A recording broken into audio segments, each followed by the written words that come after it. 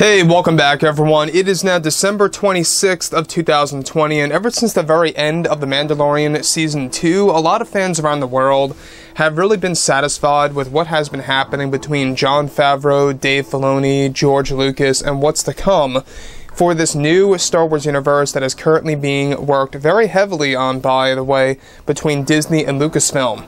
This is Mike Zero. Make sure to subscribe if you are new to the channel for future Star Wars content.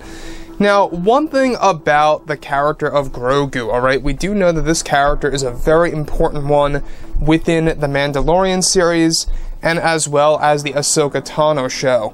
Now, we also know that Jon Favreau is working very closely with Dave Filoni to create proper lore for the future stories to come. We've also heard about this before in the past, that Jon Favreau and Dave Filoni are looking for talented creators to come on board for future seasons and future projects, such as new directors and stuff around those lines, to handle the Star Wars universe properly moving ahead. Now, given that Kathleen Kennedy is only working on Star Wars The Acolyte, she is only working on that project alone, you know, creatively speaking. Everything else, it's all up to Jon, Dave, George, and others out there that's going to steer things in the right direction for the entire Star Wars fandom. However, what's really exciting all has to do with George Lucas, the man who made Star Wars happen back in 1977's Star Wars A New Hope, really making everything begin. Now, with that being said, with The Mandalorian Season 2 now over, Disney and Lucasfilm are focused on their Star Wars projects for their new universe in order to give fans hope for the future of the franchise. It's described, however, that in a recent interview with Disney CEO Bob Chaypek, he was able to speak on behalf of what George Lucas had to reveal for the character of Grogu, revealing that George Lucas said that Grogu was actually made to be a character that will serve as the key to the mysterious and unknown answers about the Force that will be explored in the near future and projects. Lucas went on to unveil, telling Bob Chapek that Grogu was a character inspired from an original story that had to do with the whills in his original treatments for the sequel trilogy, movies as well, dealing with a higher power than anything, and that aspects of the whills will be applied to future seasons of The Mandalorian. Lucas went on to unveil that Grogu and his species and the mystery of it all will be explained in new seasons of The Mandalorian, and that those answers will dive into his original concepts that have to do with the whills, who are godlike creatures in the Star Wars world, that he believes fans will appreciate in the Ahsoka Tano series as well. Now, let's stop right here for 1 second before we move on.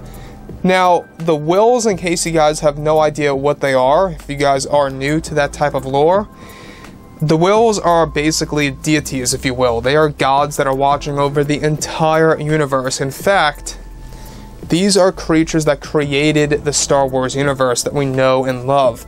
That they actually watch over all the events taking place during the prequels, the originals, and everything that comes before and after and in between.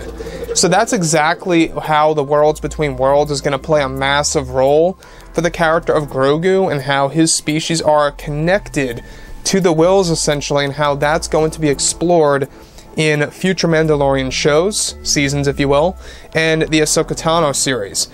Now, I'm sure that you guys saw that amazing piece of footage of George Lucas on the set with Ahsoka Tano by Rosario Dawson. It was actually pretty heartwarming to see, you know, George Lucas actually examining how Ahsoka was done in live action form.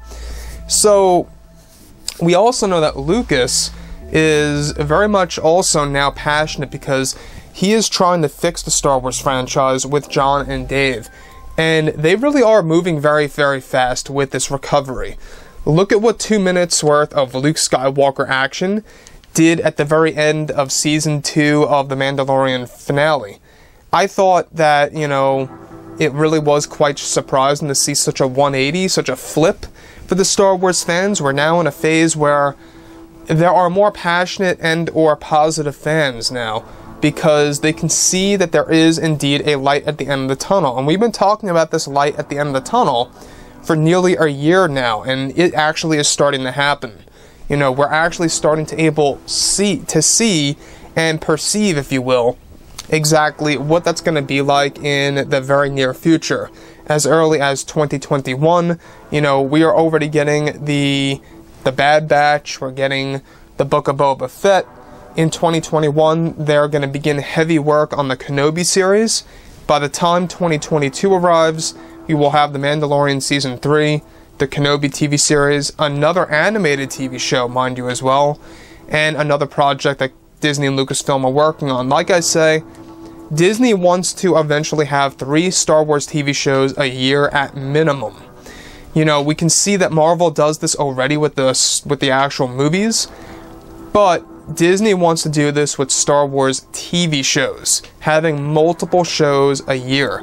And that, honestly, I think is great. As long as it's quality and it does not feel oversaturated, then we are in the okay. So, like I've said before in the past, guys, you know, drop a comment below. Let me know what you think about all this in the comments, and if you guys did enjoy the content for today, then make sure to drop a thumbs up on this video to support the channel. I thank you all so very much for the kind support, and I'll catch you guys next time.